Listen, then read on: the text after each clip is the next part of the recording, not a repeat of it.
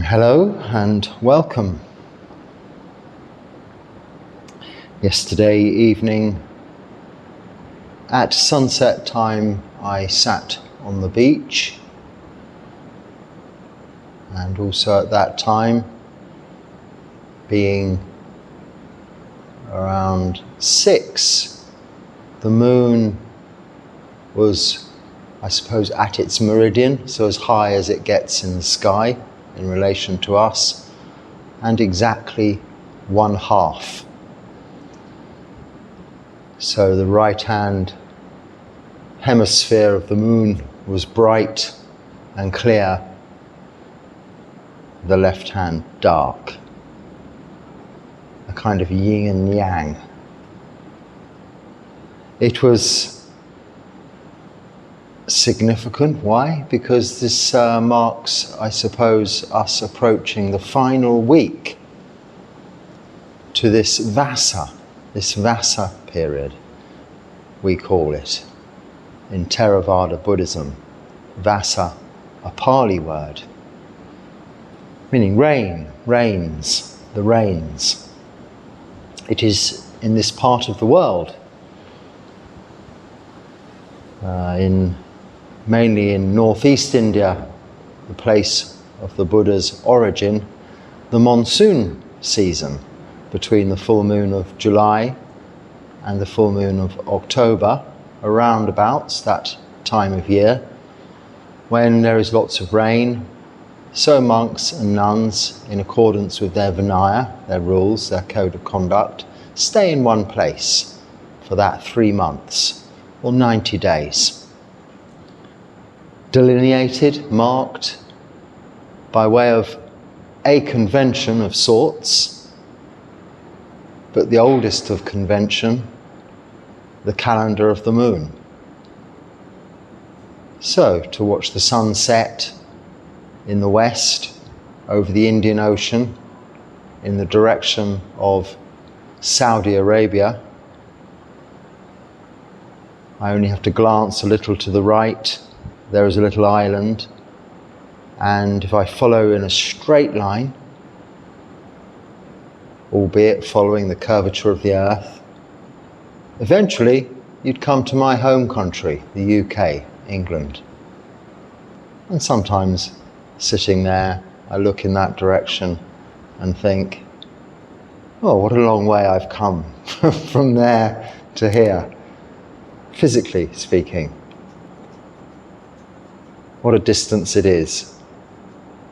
What a lot there is between here and there. What a lot there is going on between here and there.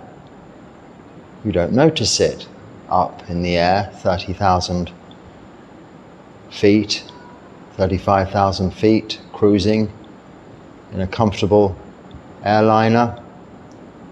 But below you, there can be all things going on. Busy towns, cities, countries living peacefully, going about their everyday activities, and also countries at war and suffering. And this has always been the way it is. Flying over those parts you can still, anyway, you don't see this, you don't notice this so much. There's a little distance between that and you, or your connection with that through our 6 sense doors, 5 physical sense doors of seeing, hearing, smelling, tasting, touching, which is what gives us that contact with experience outside. And then thinking, the 6th sense, where we recollect, process, and create.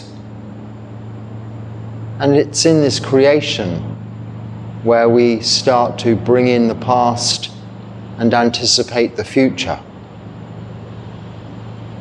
And it's with this practice and this development of mindfulness that we learn to, before doing that, be present.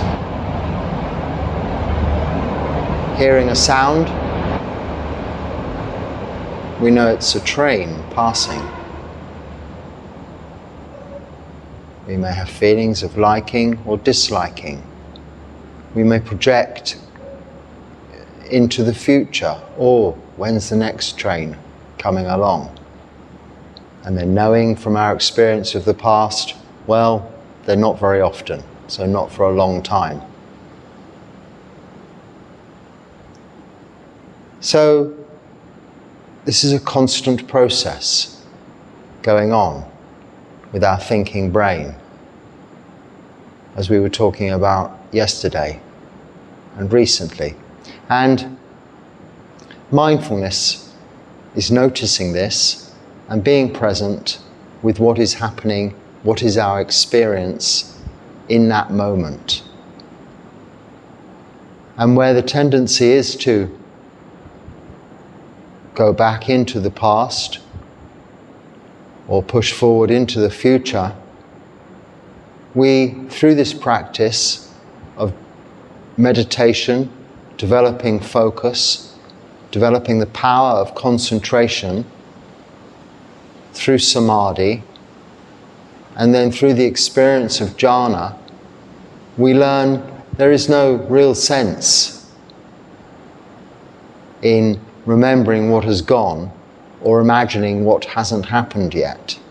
And all we have is this present moment. And all we can do is in this present moment. This is where we determine to keep our precepts, moral precepts, doing no harm to either ourselves or others.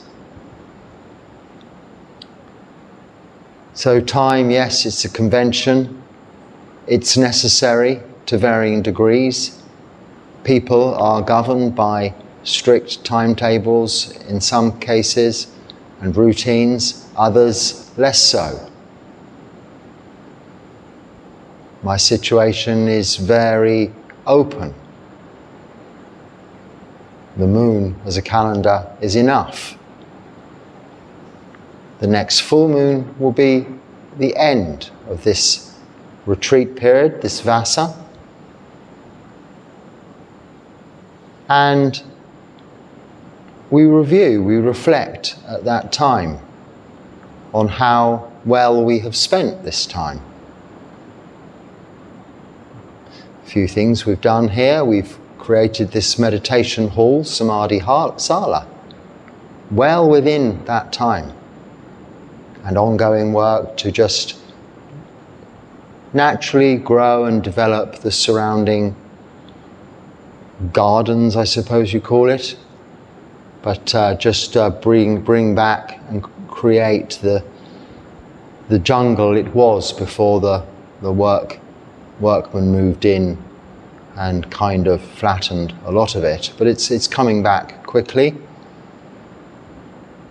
Trees that were heavily sort of cut and pruned, we would say, cut back, are now flourishing forth again, because it has been the rainy season, and it is raining here at the moment, or not just now, but has been a lot. So this is good, this is a blessing. And the determination to concentrate and focus on Vinaya, that is the code of conduct, the rules for monks and nuns, and ensure that our practice and the way we're living is in accordance with that. And for lay practitioners also, regular reflection on our moral virtue, our keeping of precepts, is so important, as it is the foundation for that meditation. It is the groundwork for that development of samadhi, focused concentration, leading to the experience of jhana. The experience of jhana being a seclusion from these 5 hindrances to our practice, but not only our practice, these 5 hindrances that often are obstacles in the way of us having a satisfactory, as far as it can be, and comfortable and happy, content life. Sensual desire, the first of those, for instance, if we are bound with sensual desire and wanting and craving and thirst, it will only lead to discontentment, as will ill will, disliking, and not wanting a situation to be as it is, wanting it to be otherwise, is only leading to discontentment, frustration. And that lack of energy, laziness, that comes from our not having motivation, often as a result of not putting in effort in the first place, which comes from having energy, one starts to spiral into a pit of laziness, lethargy. So movement, walking meditation, maybe exercise, going out into nature, going to a park, or sitting on a beach, watching the sunset if you can, or in your garden, or on your balcony, going into public places, wakens through the sense contact of seeing, hearing, smelling, tasting, touching, stimulates. But seeing this through the expertise, the wisdom of mindfulness, we don't get drawn in to that sense contact through liking or disliking. We keep that distance, a little distance that we have in the airliner, flying over different lands, all seemingly at peace below. We adopt that observational perspective over ourselves. But in that, avoiding the past and the future, but being present in the present moment, here and now, fully mindful of what we're experiencing. And that present is keeping us from restlessness and worry. Restlessness and worry, that fourth of those hindrances, is usually as a result of thinking of the past, thinking of the future. And the fifth of those hindrances of doubt can be just this questioning we have continually. Why this? Why that? Questioning the Dharma. Whereas, yes, one can go into complex texts, different translations, versions, and have many questions over the teachings of the Buddha, the Dharma in that sense. But the Dharma in the sense of just nature, the universe, the truth. There is nothing to question. There is suffering, as we all experience.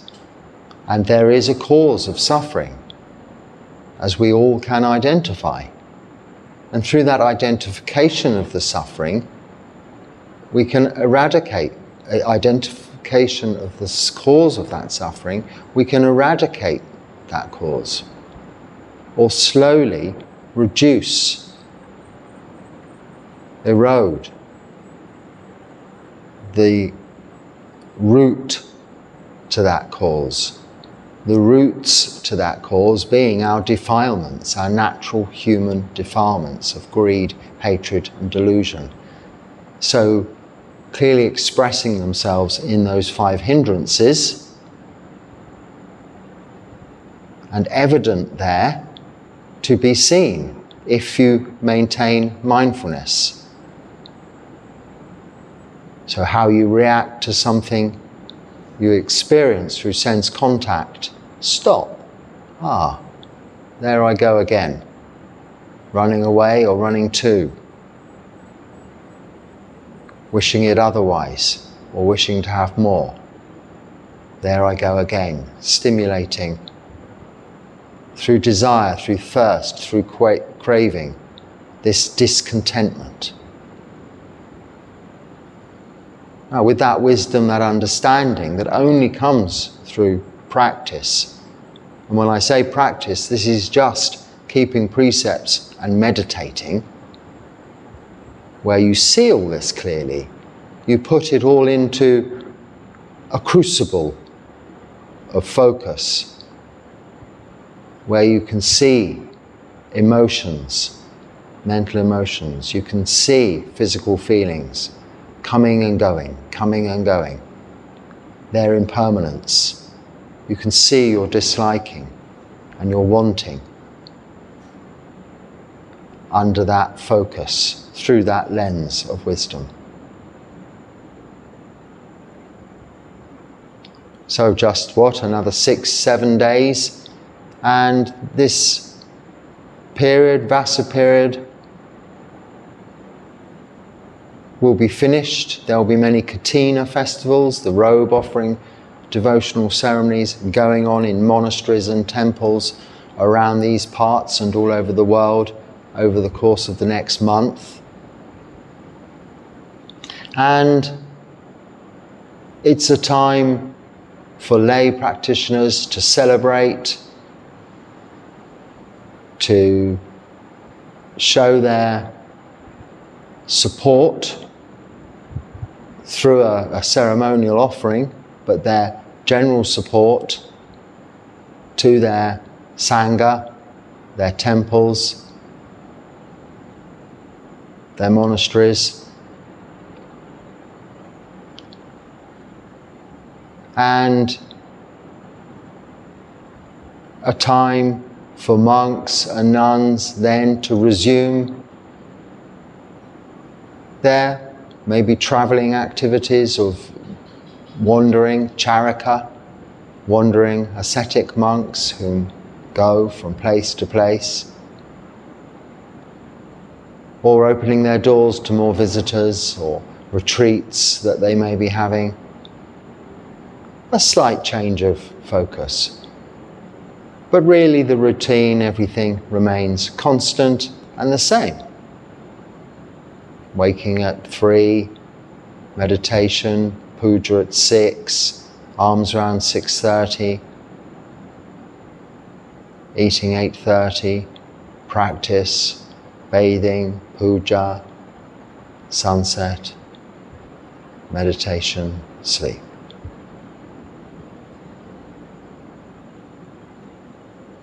This is what we have. There's no doubt in that. I've been visiting the hospital locally regularly every day for hospital dana, redistributing all of the food that I'm so well supported with by people's offerings each and every day on Pindapata, and see the routine of the hospital in the morning, that people are just waking, the nurses, the doctors doing their rounds, and a hospital, a place where people are staying, some for a long time, some for a short time, has its routines. There is this organisation, this institutional feel about it. And that is what monastic life offers in community. That is what the Sangha is supported by, living harmoniously in communities. That is the Sangha. Really revolving around a routine which is similar throughout the Sangha, throughout the world, wherever you may be. Back in the UK, all those miles away, or here, living alone. If one maintains that routine, that discipline, one maintains that focus on practice. keeps mindfulness at the forefront of all activities. And the Vinaya, the code of conduct, our rules as monks, always there, supporting us, supporting our practice, protecting us.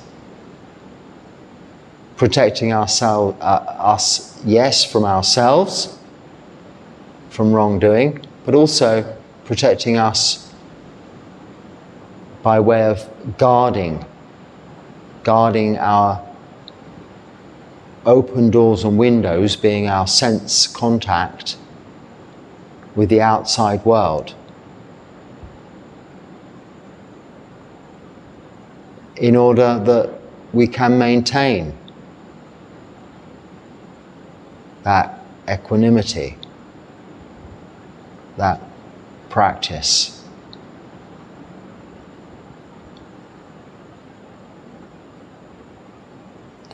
Oh, we did have some comments and questions. Here they've come back. And beginning with that, on the theme of plants, if acceptable and possible, please arrange some potted plants. It will bring the nature inside. So as monks and nuns, we have basic requirements. That of food, robes, shelter, and medicine. They're our 4 basic requisites. And we only own 8 things that are a part of that. So we have our alms bowl, our 3 robes, a belt to hold those robes together, needle and cotton to repair those robes, a water filter, or a cup really in my case. We don't so much need a water filter unless we're getting water from the river. And then it's to protect the animals that might be in it. Oh, we had a loss in power then, so we might go dark and be just in candlelight in a moment. Quite a few of these power outages, power cuts lately. Probably something to do with the rain and repairing the system. But yes, part of our basic needs that are met and supported usually by our lay supporters is shelter. And that comes as a result of the Buddha establishing the Sangha in northeast India and Asia in the jungle, really. And all of this part of the world is where jungles are, where jungles come from. So coming from the West, yes, I thought this also. Wouldn't it be nice to have some nice green pot plants there and there and there? I've thought about it in my kuti too, but I only have to look out of this door or that door. And all such manner of plants are growing naturally anyway, in abundance. Despite some having been removed and being replaced, there's still plenty of greenery and trees. And yes, it would look nice. But the point of shelter is very practical. It is to protect ourselves from the sun, the heat of the sun, and the rain. It is also to some extent, as far as possible, keep the insects, the creatures outside, therefore giving us some seclusion and protection inside. And it isn't really traditional or normal for people to bring potted plants into their homes in this part of the world. And it's not practical from a point of view of shelter to bring in the home. See, this cat's going chasing mosquitoes, I think, or something. It's going to knock the camera over in a minute. So it isn't sensible to bring where those creatures all live inside. So it's a nice idea. I understand where it's coming from. But we go out to nature rather than bring it into our place of shelter. Because by doing that, we'd have far more insects and creatures for this little fellow to be jumping around chasing. And that's what we're practically trying to avoid here.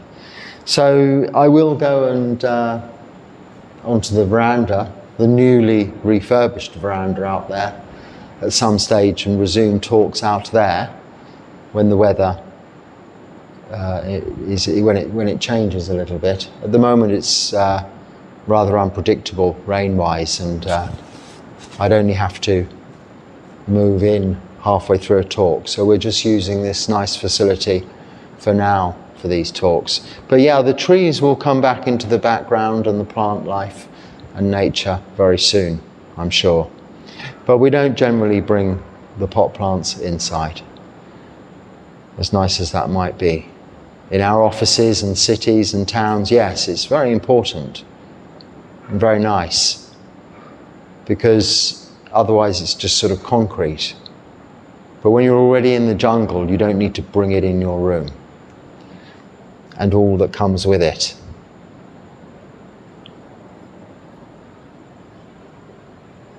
So in reference to, the Buddha hand gesture, what does it signify? And I've mentioned it and spoken of it before, and someone else has replied. So I'm going to read someone else's reply here because I think it's very accurate. That specific gesture is called Dharma Chakra Mudra, Pali, or Dharma Chakra Mudra, Sanskrit. Wow, that's very, very good. Means turning of Dharma wheel, usually signify his first sermon at the deer park in Sarnath.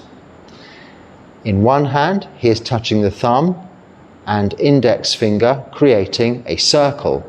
Symbolizes a circle, hence wheel of Dharma.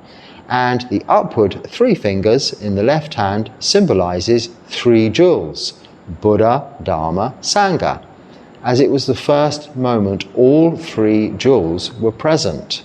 That is, was the Buddha and the Dharma that he was proclaiming through the Dhammacakka Sutta, the teachings of the 4 Noble Truths and the Noble Eightfold Path, and it was the first and the formation of the Sangha, his 5 ascetics, listening to this first Avada, the Dhammacakka Sutta, and that was the formation of the Sangha. So it was on the first occasion, as you very rightly point out, that all 3 jewels were present.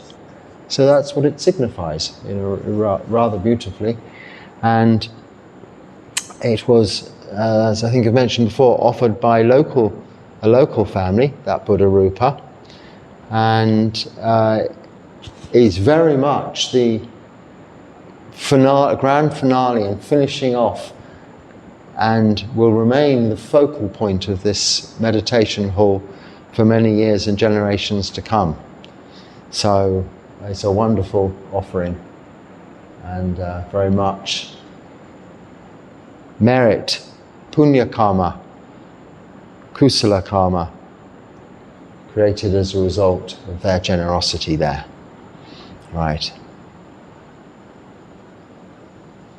So, may I ask you, would you mind sharing with us on your monastic training? Which Thai forest monasteries in Thailand and England you've previously trained under, and who were your teachers and preceptors in the lineage? And what types of studies and trainings you have previously done, in which monasteries and preceptors you have ordained in Bodh Gaya, India? Would you be willing to do a video sharing your actual trainings, lineage and teachers? Thank you. The Buddha is my teacher, and his lineage of noble disciples, the Sangha, are my support and the lineage into which I was ordained. I was ordained under my preceptor Maha Thera Bhante Kassapa Mahatera in Bodh Gaya, and the Theravada Mahabodhi Society is the Sangha into which I was ordained. So I visited and stayed in different Thai forest monasteries, both in England and Thailand.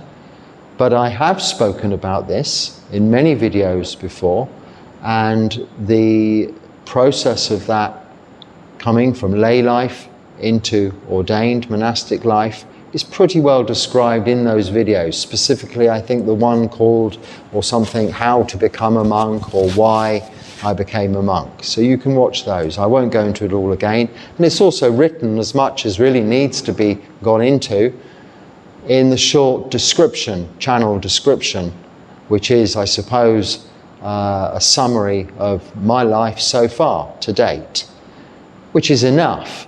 As for each individual teachers, as you develop in the practice, you have many teachers, not necessarily just one particular. We are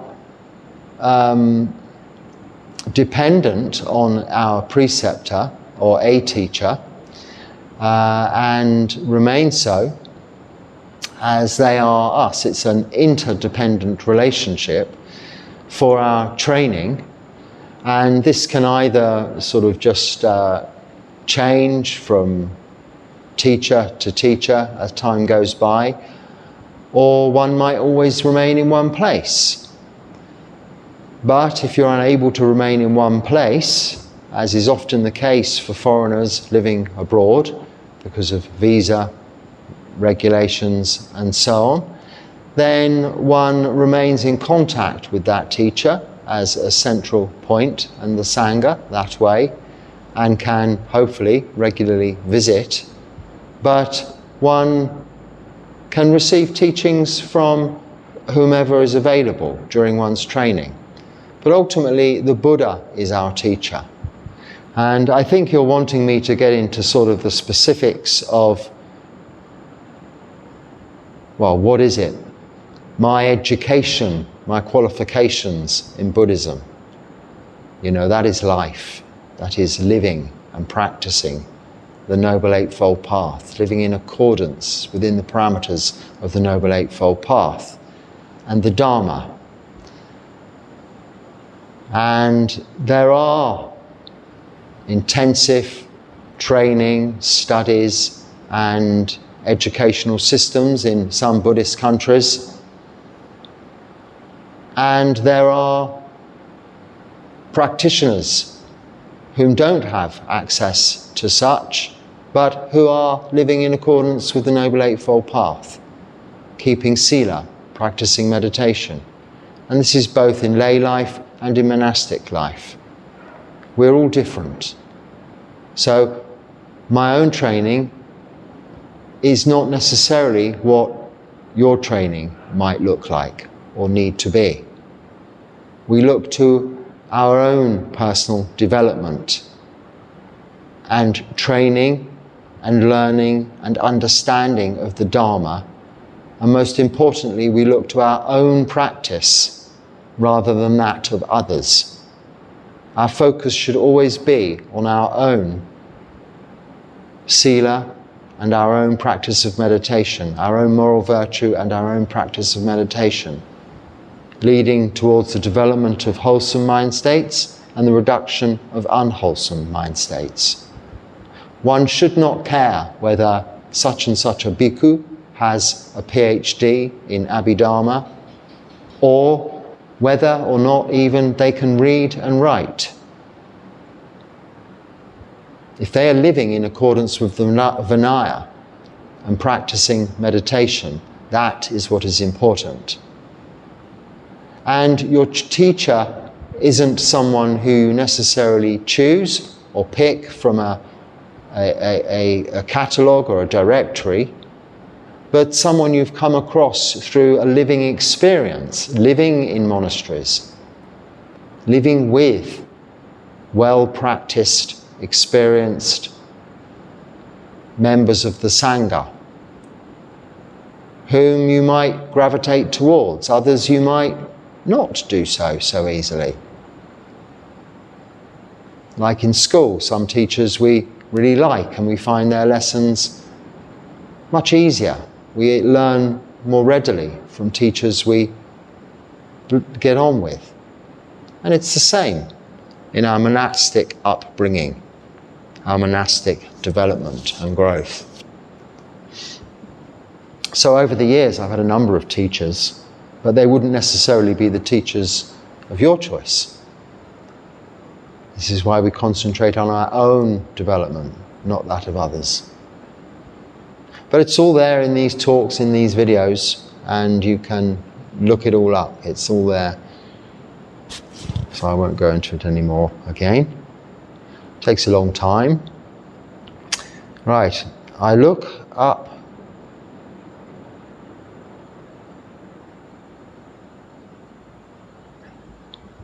Oh yes, so this is another one about the mudra. So these comments are perhaps going back a little while now, aren't they? I looked up the hand gesture of the Buddha Rupa. It seems to be the teaching mudra, which I haven't seen before. Is there a reason for that mudra was selected? So I have also spoken about that just recently and before. And actually it's not generally the teaching mudra. The teaching mudra is something slightly different, and you often is portrayed with the Buddha standing. It is specifically it is also the teaching mudra, but it specifically relates to the Dhammacakka Sutta and the teachings of that first discourse in Sanat, and relates to Sanat. And it has fond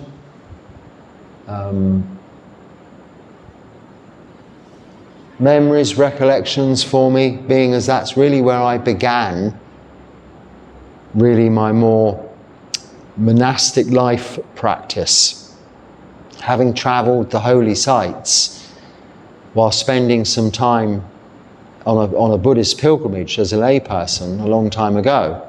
I spent a lot of time in Sanat, where you'd see this image in various places. It sort of originates from there, as that is where this deer park is and where the first teaching was taught. So it's an image that resonates with me well. It's where I first stayed in a Mahabodhi Society monastery with Mahabodhi monks and got used to their routine, and really started to think, yeah, monastic life for me, albeit previously hadn't been considered, was the way forward. So it signifies also not only the first teaching, but for me it signifies that first seed of the first time I considered monastic life as an option. And it was a seed that grew, it flourished, and eventually bore fruit in that I became ordained. After, many obstacles getting in the way, or lay life, samsara, and, things that had to be overcome. It didn't happen straight away, but in the end, we got there. So yeah, that's that. But it's also very much chosen by the people who offered it. So it's they obviously had their own feelings too. Right.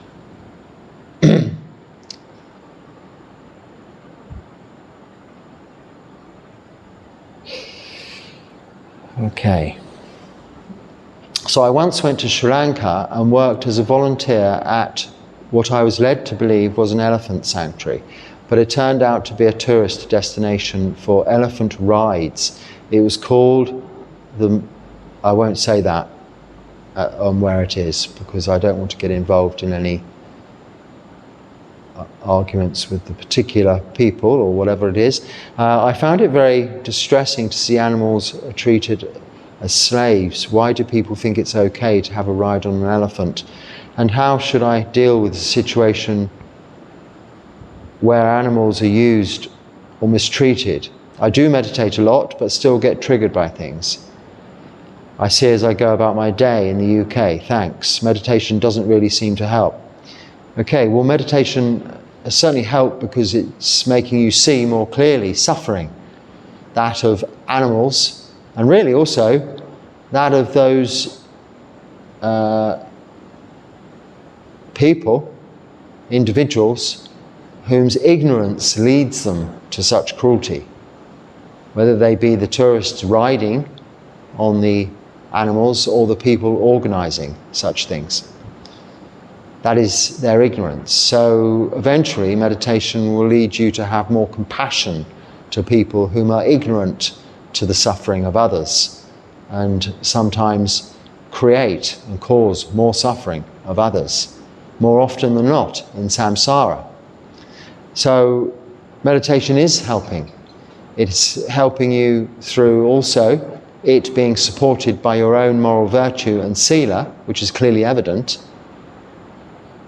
to ensure that you are not cruel to others, and you maintain a sense of doing no harm either to yourself or others. And this is where we start. This is how we lead by example. Now, yes, here in Sri Lanka, but probably not only here, all over the world, there is immense cruelty in relation to animals. And there are moves, I understand, movements, organizations, and some Sangha-led monastic organizations looking into and supporting the welfare specifically of elephants, both in their natural habitat and the conditioned habitat of these sorts of environments that you've come across. Traditionally, sadly, these dear creatures have been used in lots of ceremonial and to some extent still are processions and devotional activities, curiously enough. And I won't get into that debate or the rights and wrongs of that. As far as I'm concerned, animals should be left in their natural habitats where possible, looked after where needed, in a more protected environment, but respected and never harmed or used to do something that is not something that they would do willingly. Now, one might use a mule or a horse to carry heavy things, including people, from A to B. And at first, perhaps a mule or a horse isn't willing to do that. But ultimately, through training, they do become so. And actually, through that training, they come to enjoy and have a relationship with humans that may not be and cannot be related to the particular use of elephants you describe here, but is something different, much like our own training is going against our natural will often.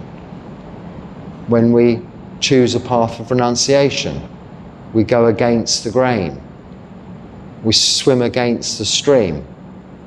But ultimately, despite our initial resistance to that, it becomes a better way of life, a more fruitful way of life, and leads to contentment and happiness. And sometimes human intervention with regards to the training of animals, like horses or mules or an ox to pull a plough or a cart, can, and we are all entitled to our own opinions of this, can be beneficial to the creatures involved, whom are fed well, looked after well, taken care of medically, supported, as long as that is the case. But there, yes, are some horrific things going on, specifically with regards to elephants and many other creatures all over the world. And how do we deal with these situations? Well, we cannot remove suffering from the world. But understanding there is suffering and its cause is how we, by example, remove our own suffering, and as far as possible, show as many as possible how that can be done, and hopefully they follow that example. Where it is possible to help, we help, as long as it's not causing you or others harm by you doing so. So getting involved in violent protests against animal cruelty is using violence against violence, which does not work. It is better to just offer love and loving kindness by way of support and by way of setting a good example. And that won't always work. There will always be suffering. There will always be, and there always has been, suffering by way of cruelty, both to humans and animals, as a result of greed, hatred and delusion, these defilements, the root causes of our suffering. It is this practice overall, and this living in accordance with the Noble Eightfold Path, within its parameters, that we are able to maintain sila, moral virtue. And through that practice, we are one who has changed. And each and every one of us can and does have that opportunity to change. But we can't change everyone else. We have to begin with ourselves by way of example, and hopefully change as many as possible.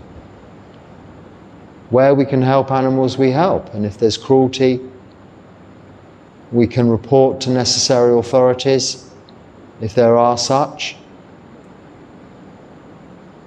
We can offer, if it's practical and safe to do so, to go and lend a hand to organisations by way of making change, but only using intervention where it will not cause conflict and further harm, either to yourself or to others or to the animals involved.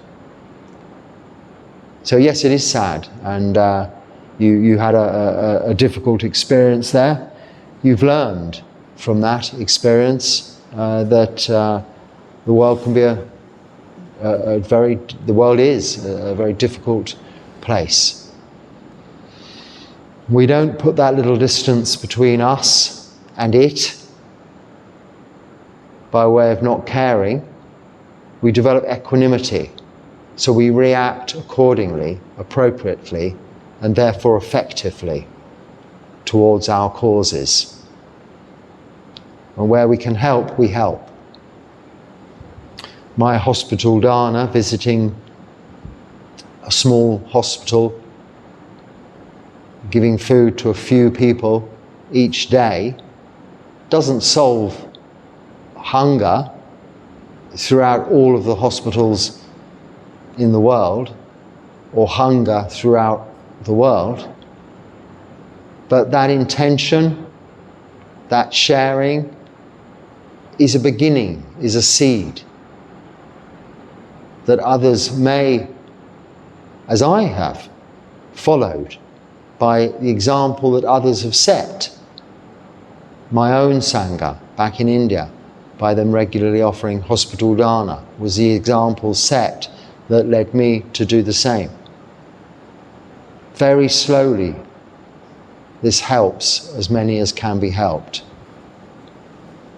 But even so, this will not necessarily lead to everybody going and feeding the poor and the hungry. There will always be poor and hungry, sickness and suffering. It's the recognition of this, but the understanding with wisdom of this, that is where we find peace and contentment.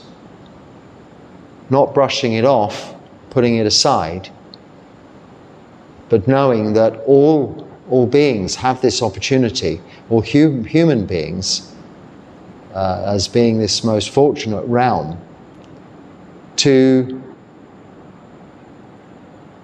practice when encountering the Dharma.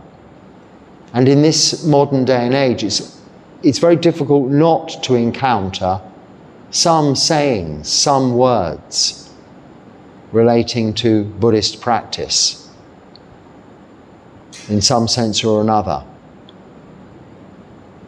Mindfulness, often a misused word, but is a well-known everyday term in modern language, once restricted to just Buddhism, and possibly even just the Sangha, decades or generations ago. So the Dharma is there for all of us to pick up and practice and see for ourselves.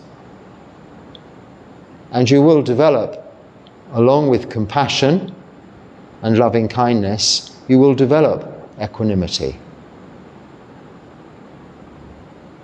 So these 4 Brahma Viharas are the qualities we're working on through our practice.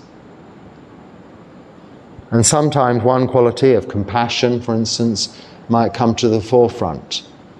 And that can lead to discontentment and more suffering, if not balanced with metta, loving kindness, mudita, joy for others, and upekkha, equanimity. So the holistic practice of living within the parameters of the Noble Eightfold Path is what leads to the development of those 4 Brahma Viharas through the development of wholesome mind states and reduction of unwholesome mind states. So on that note, I hope there's something useful there for you to pick up and use. If not, just put down, let go of, but please come back with your comments and your questions for further exploration, talk, discussion. Until next time, be happy and stay well. Sukhi Hotu.